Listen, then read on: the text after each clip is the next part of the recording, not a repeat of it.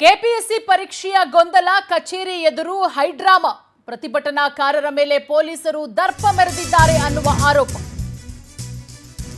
KPSC ಪರೀಕ್ಷೆ ಗೊಂದಲ ಕಚೇರಿಯ ಎದುರು ಹೈಡ್ರಾಮವೇ ನಡೆದಿದೆ. ಪ್ರತಿಭಟನಾಕಾರರ ಮೇಲೆ ಪೊಲೀಸರ ದರ್ಪ ಆರೋಪ.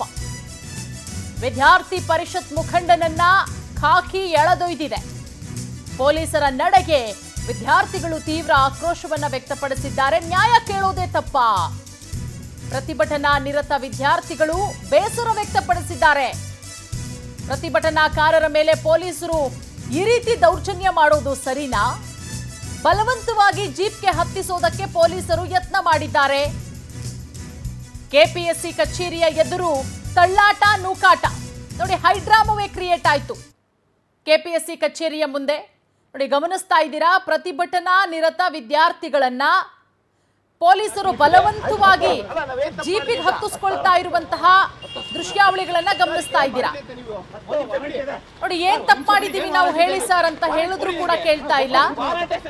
ಬಲವಂತವಾಗಿ ಪ್ರತಿಭಟನಾ ನಿರತ ವಿದ್ಯಾರ್ಥಿಯನ್ನ ಜೀಪ್ ಹತ್ತಿಸ್ಕೊಳ್ತಾ ಇರುವಂತಹ ದೃಶ್ಯಾವಳಿಗಳು. ಪೊಲೀಸರ ನಡೆಗೆ ಪ್ರತಿಭಟನಾಕಾರರು ಆಕ್ರೋಶ ವ್ಯಕ್ತಪಡಿಸಿದ್ದಾರೆ.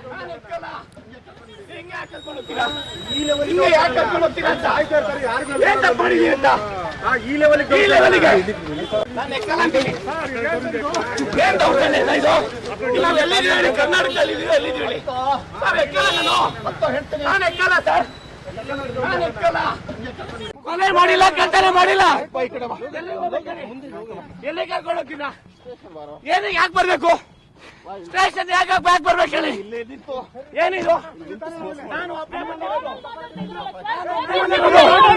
ನೀವು ದಬ್ಬಾಳಿಕೆ ಮಾಡ್ತಾ ಇದ್ದೀರಾ, ನೀವು ದಬ್ಬಾಳಿಕೆ ಮಾಡ್ತಾ ಇದ್ದೀರಾ.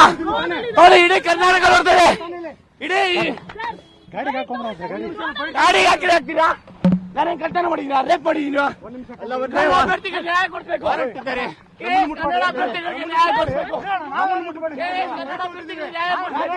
ನಮ್ಮನ್ನ ಕನ್ನಡವರಿಗೆ ಮೋಸ ಮಾಡಿದ್ದಾರೆ. ಕೆಪಿಎಸ್ ಅವರು ಅನ್ಯಾಯ ಮಾಡಿದ್ದಾರೆ. ಕೆಪಿಎಸ್ ಅವರು ಅನ್ಯಾಯ ಮಾಡಿದ್ದಾರೆ. ಕೊಲೆ ಮಾಡಿಲ್ಲ, ಕಳ್ತನ ಮಾಡಿಲ್ಲ. ಈ ಬಗ್ಗೆ ಮತ್ತಷ್ಟು ಮಾಹಿತಿ ಕೊಡ್ತಾರೆ ನಮ್ಮ ಪ್ರತಿನಿಧಿ ಸುಷ್ಮಿತಾ, ಕೆಪಿಎಸ್ಸಿ ಕಚೇರಿಯ ಮುಂದೆ ದೊಡ್ಡ ಮಟ್ಟದಲ್ಲೇ ಹೈಡ್ರಾಮಾ ಆಗಿದೆ. ಪ್ರತಿಭಟನಾ ನಿರತ ವಿದ್ಯಾರ್ಥಿಯನ್ನ ಪೊಲೀಸರು ಜೀಪಿಗೆ ಹತ್ತಿಸ್ಕೊಳ್ತಾ ಇದ್ದಾರೆ ಬಲವಂತವಾಗಿ. ಇದಕ್ಕೆ ಸಾಕಷ್ಟು ಆಕ್ಷೇಪ ಕೂಡ ವ್ಯಕ್ತವಾಯಿತು. ಯಾಕೆ ಈ ರೀತಿ ಆಯ್ತು? ಸದ್ಯಕ್ಕೆ ಅಲ್ಲಿಯ ಪರಿಸ್ಥಿತಿ ಹೆಂಗಿದೆ ಸುಷ್ಮಿತಾ?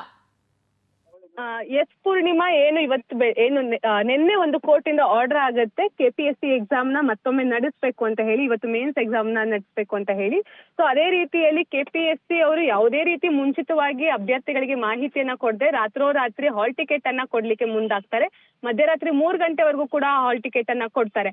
ಅದಾದ ನಂತರ ಎಷ್ಟೋ ಜನಕ್ಕೆ ಅಂತ ಹೇಳಿದ್ರೆ, ಅಂದ್ರೆ ಈ ಹಿಂದೆ ಹೈಕೋರ್ಟ್ ಅಲ್ಲಿ ಅರ್ಜಿ ಸಲ್ಲಿಸಿದವರಿಗೆ ಈ ಒಂದು ಹಾಲ್ ಟಿಕೆಟ್ ಸಿಕ್ಕಿದೆ. ಆದ್ರೆ ಕ್ಯಾಟ್ KAT ಅಲ್ಲಿ ಅರ್ಜಿ ಸಲ್ಲಿಸಿದವರಿಗೆ ಯಾವುದೇ ರೀತಿ ಹಾಲ್ ಟಿಕೆಟ್ ಸಿಕ್ಕಿಲ್ಲ. ಸೊ ಹೀಗಾಗಿ 350 ಅಭ್ಯರ್ಥಿಗಳು ಎಕ್ಸಾಮ್ ಅಂದ್ರೆ ಹಾಲ್ ಟಿಕೆಟ್ ಸಿಗದೆ ಎಕ್ಸಾಮ್ ನಿಂದ ವಂಚಿತರಾಗಿದ್ದಾರೆ.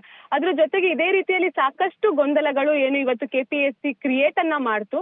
ಹೀಗಾಗಿ ಇದಕ್ಕೆ ನ್ಯಾಯವನ್ನ ಕೇಳಬೇಕು ಅಂತ ಹೇಳಿ ವಿದ್ಯಾರ್ಥಿ ಸಂಘಟನೆಯ ಮುಖಂಡ ಕಾಂತ್ ಕುಮಾರ್ ಕೆಪಿಎಸ್ಸಿ ಕಚೇರಿ ಮುಂದೆ ಹೋದಾಗ ಅಲ್ಲಿ ಏಕಾಏಕಿ ಪೊಲೀಸರು ಯಾವುದೇ ರೀತಿ ಕೆಪಿಎಸ್ಸಿ ಕಚೇರಿ ಒಳಗೆ ಹೋಗಕ್ಕೂ ಬಿಡದೆ ಏಕಾಏಕಿ ಪೊಲೀಸರು ಆತನನ್ನ ಗೇಟ್ ಬಳಿಯೇ ಅಡ್ಡ ಹಾಕ್ತಾರೆ. ಅದಾದ ನಂತರ ಯಾವುದೇ ರೀತಿ ನೀನು ಇಲ್ಲಿ ಬರಬಾರ್ದು, ಇಲ್ಲಿ ಯಾವುದೇ ರೀತಿ ನೀವು ಯಾರಿಗೂ ಮಾಧ್ಯಮದವರಿಗೆ ಮಾತಾಡಬಾರ್ದು ಅಂತ ಹೇಳಿ ಕೆಲವೊಂದಿಷ್ಟು ಕಂಡೀಷನ್ಸ್ ಅನ್ನು ಕೂಡ ಹಾಕ್ತಾರೆ. ಹಾಗೆ ಯಾವುದೇ ರೀತಿ ಆತನಿಗೆ ಒಂದು ಅಕ್ಷರವೂ ಕೂಡ ಮಾತನಾಡದೆ ಆತನನ್ನ ಅರೆಸ್ಟ್ ಮಾಡ್ಲಿಕ್ಕೂ ಕೂಡ ಮುಂದಾಗ್ತಾರೆ. ಯಾಕೆ ನನ್ನ ಅರೆಸ್ಟ್ ಮಾಡ್ತಿದ್ದೀರಾ, ನಾನು ಏನ್ ತಪ್ಪು ಮಾಡಿದೀನಿ ಅಂತ ಹೇಳಿದ್ರೆ ನಮ್ಗೆ ವಾರೆಂಟ್ ಇಶ್ಯೂ ಮಾಡಿದ್ದಾರೆ. ಸೊ ನಿನ್ ಮೇಲೆ ವಾರೆಂಟ್ ಇಶ್ಯೂ ಮಾಡಿದ್ದಾರೆ, ಸೊ ಹೀಗಾಗಿ ನಿನ್ನನ್ನ ನಾವು ಅರೆಸ್ಟ್ ಮಾಡ್ತಾ ಇದೀವಿ ಅಂತ ಹೇಳಿ ಆತ ಎಷ್ಟೇ ಬೇಡ್ಕೊಂಡ್ರು ಕೂಡ ಪೊಲೀಸರು ಆತನನ್ನ ಬಿಡದೆ ಒಂದ್ ರೀತಿಯಲ್ಲಿ ಗೂಂಡಾ ವರ್ತನೆಯನ್ನ ಮಾಡ್ತಾ ಇದ್ದಾರೆ.